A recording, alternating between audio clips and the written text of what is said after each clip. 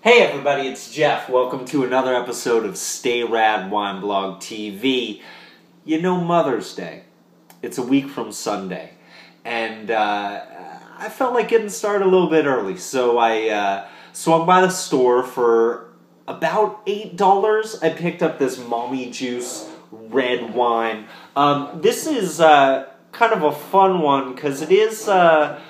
this is a wine that I believe you can find in most Target stores, but it's also a wine that's made right down the street. It's made by the fine folks at Clos Lachance, and they kind of, blew up within the last year or so. I'm just taking a peek right now. I don't believe that there is a vintage to this one. No, this is straight up Central Coast red wine. And, sometimes that's all you need, a little Central Coast red wine. So I'm going to just unscrew this cap here and dive right into it. And really, I just want to take this moment to early honor all the mothers out there, because we've all got at least one. Wow. So, right as soon as I look at this, the first thing I'm noticing is this is fairly dark in color. I'm going to have to go and look up the grapes a little bit later, but, if I had to guess just on color, I want to say that there's got to be, some Petite Sirah in there or something. I know that the estate down there, they do grow some Cabernet and they do grow some Merlot, but they got a whole lot of Syrah and Petite Sirah and Grenache and stuff like that. So it wouldn't surprise me if this was more leaning into those Rhone varietals.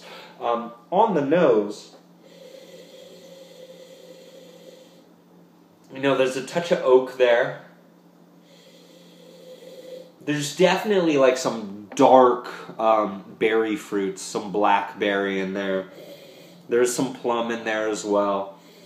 There's some raspberry, and it is kind of, it's a concentrated type of nose. I don't know if a nose can really be jammy, per se, but the nose itself, it is kind of concentrated. It is a little candified, and it smells inky. Can that happen? I think this wine is really doing that for me. A little bit of tire in there.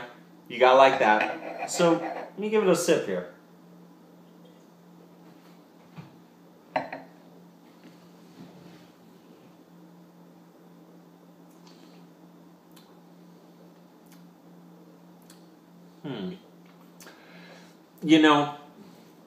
Pluses and minuses here. This is a $8 wine at Target.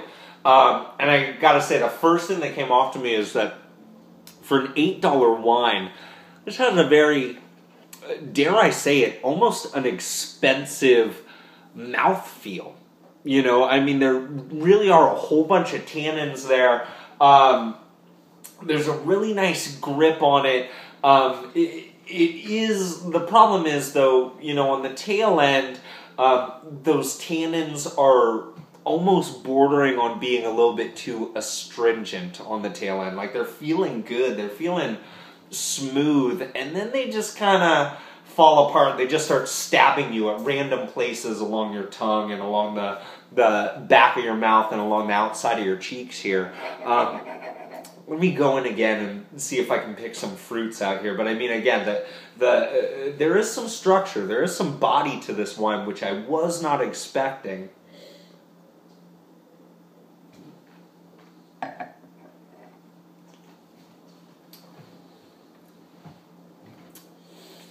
It's got the plumminess of a Cabernet. There are some blackberry fruits there as well, and a little bit like cherry, some really tart, underripe cherry, and there is a little greenness on the finish as well. And I do have to say, as far as the me talking about the tannins being too astringent on the first go around, they are starting to agree with my palate a little bit more. I think it's kind of a little bit too explosive the first go around, but I think now my palate's kind of conditioned to it, and it's not that bad.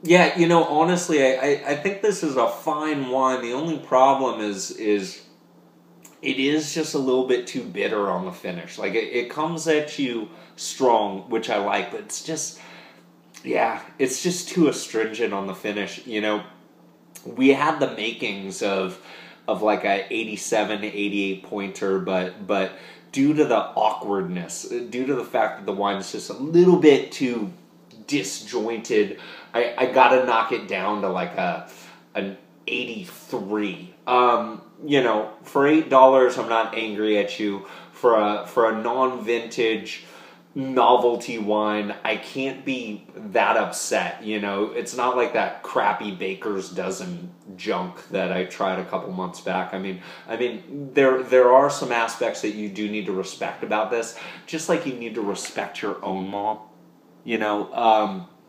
And it's not bad, but again, an 83, I probably wouldn't pay $8 for it again, but I wouldn't mind, drinking it if you opened it up for me some other time. So I'm about to go. I did want to let you know that I'm going to be away from the homestead for a couple days. Tomorrow morning I'm leaving to go to a wedding in Arizona, in the greater Phoenix area. And I was just wondering, just wanted to get some ideas from you guys. I mean, are there any wines in Arizona that you've been stoked on? Have you ever had a wine from Arizona? Is there something that I should be looking out for? Let me know.